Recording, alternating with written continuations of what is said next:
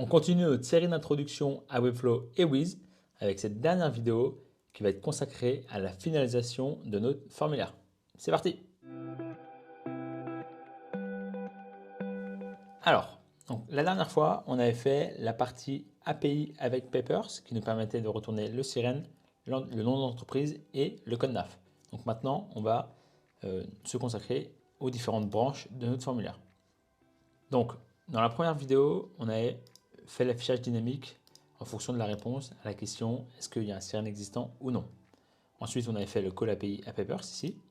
Maintenant, il faut qu'on fasse l'affichage de ces champs si le call API est OK. Et s'il n'est pas OK, on n'affiche aucun champ. Donc, on va faire ça tout de suite. Donc, je vais dans Wiz. Donc, dans mes actions, hop, d'ailleurs, je vais créer un formulaire que je vais appeler Papers, qui va nous permettre de ranger ces trois actions-là. Alors, je vais fermer ça. Maintenant, je vais créer une nouvelle action qui va être l'affichage en fin de compte de trois champs si la requête vers Papers est OK. Pour ça, je n'ai pas besoin de créer une nouvelle action. Je vais directement modifier l'action qu'on avait fait dans la toute première vidéo pour cacher les champs entreprise et code NAF. Donc pour ça, je vais ici dans entreprise wrapper. Donc de base, on avait fait en sorte que les champs soient cachés. Maintenant, on va ajouter un peu de conditions et tout ça. Donc par exemple ici, si je fais un call à Papers, hop, voilà. Faisons un call ici. On voit qu'il y a ici les différents statuts. Donc le dernier c'est est-ce que c'est OK? Et ça va retourner oui ou non, false ou true. Donc dans le cas ici on voit qu'il manque le sirène, donc ça retourne false. Si je mets un bon sirène, donc je vais prendre celui de Google à nouveau, ici, que je vais là, hop, que je retourne dans mon action ici, tac tac tac, voilà. On voit ici que c'est true, parce que la requête est bonne. Donc on va se baser là-dessus pour définir l'affichage ou non du wrapper. Donc je vais mettre une condition qui sera if cet élément-là est égal à true. Donc pour faire cet égal en JavaScript, on met 3 égales.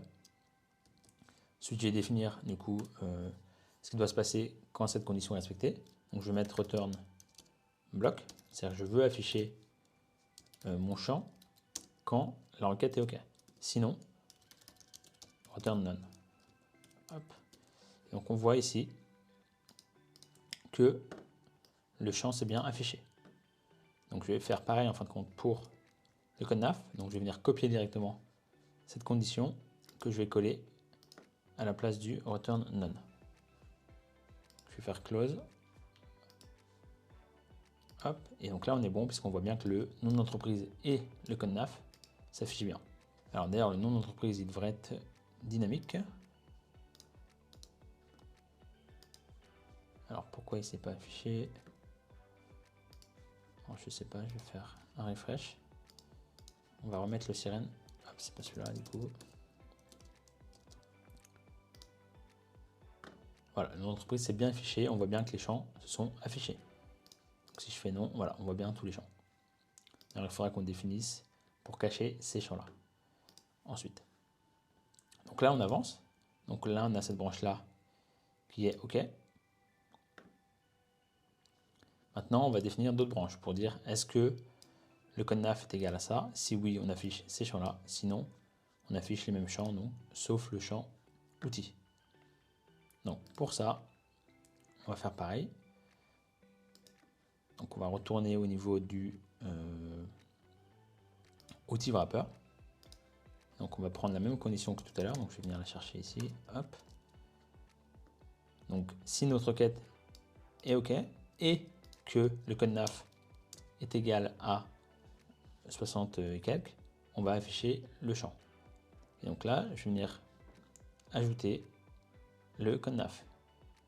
Et donc là, je vais le prendre, tac, tac, tac, code NAF, ici. S'il est égal à, j'ai défini quoi comme valeur?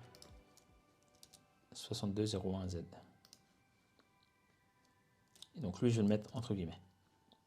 Donc là, ce que j'ai dit, c'est si la requête est bonne et que le code NAF est égal à 62.01Z, alors tu m'affiches le bloc outil, sinon tu le caches. Donc dans notre cas, le code NAF n'est pas bon, enfin ne correspond pas à notre condition. Donc le champ va pas être affiché. Mais si je prends mon sirène,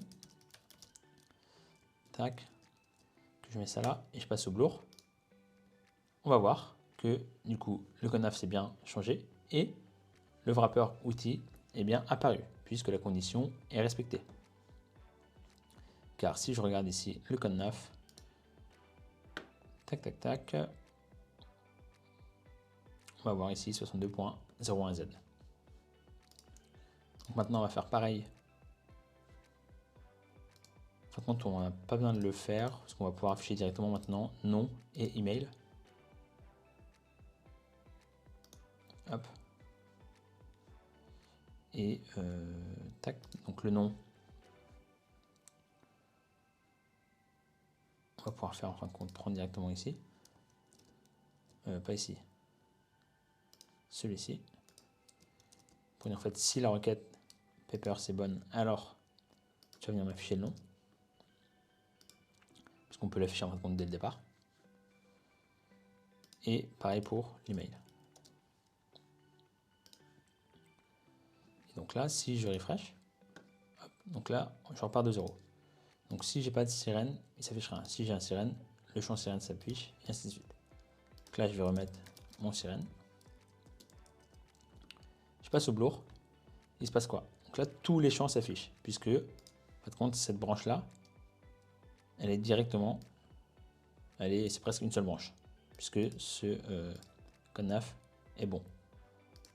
Si je mettais le sirène de Google, qui est celui-ci, on va voir que voilà, le wrapper outil a disparu.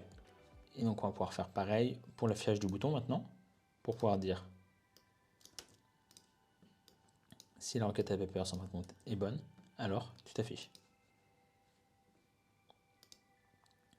Et voilà, maintenant il y a juste, donc ces conditions là sont ok. Celles-là sont pas ok parce que alors le sirène de l'entreprise s'affiche.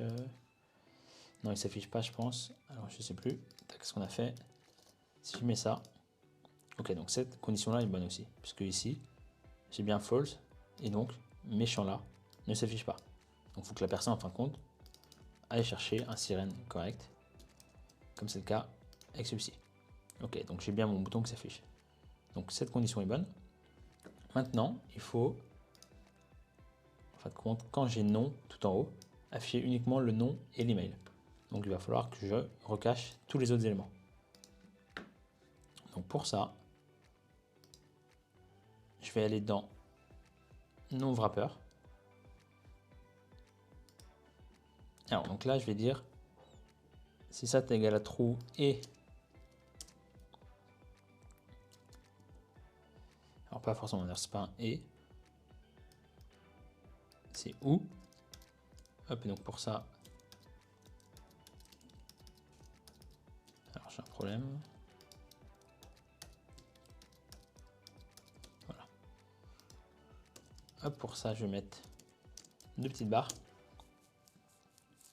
Et donc là, je vais venir chercher la valeur du sirène. Donc, est égal à non.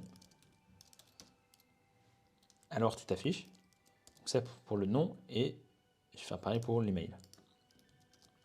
Et pour les autres, ici, je vais ajouter une condition et sirène existant est égal à oui.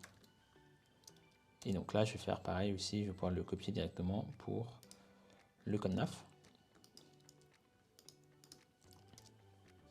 Les outils, il n'y aura pas besoin.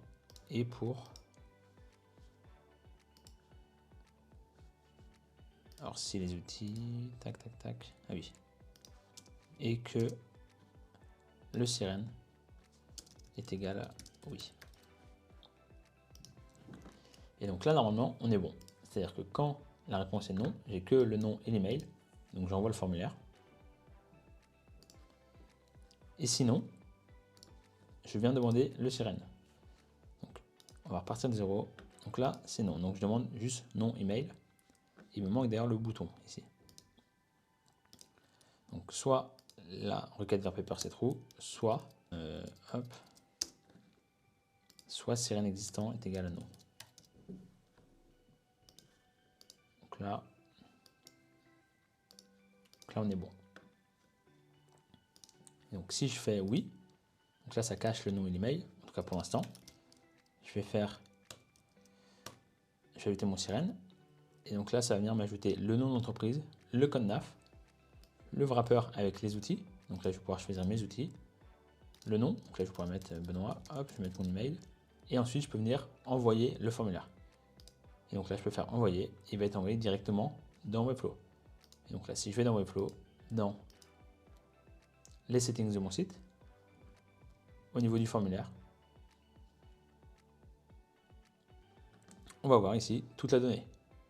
Donc le nom d'entreprise, le code NAF, ici les valeurs des checkbox, le nom et l'email. Donc tout est OK.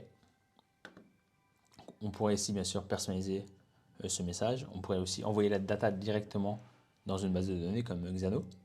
Pour l'instant, on le fait vraiment simplement ici au sein de Webflow. Donc voilà pour cette série d'introductions sur Webflow et Wiz. Donc pour l'instant, on n'a pas utilisé d'outils externes comme Xano, Airtable ou Supabase. Ça fera l'objet d'autres vidéos. Merci, à bientôt.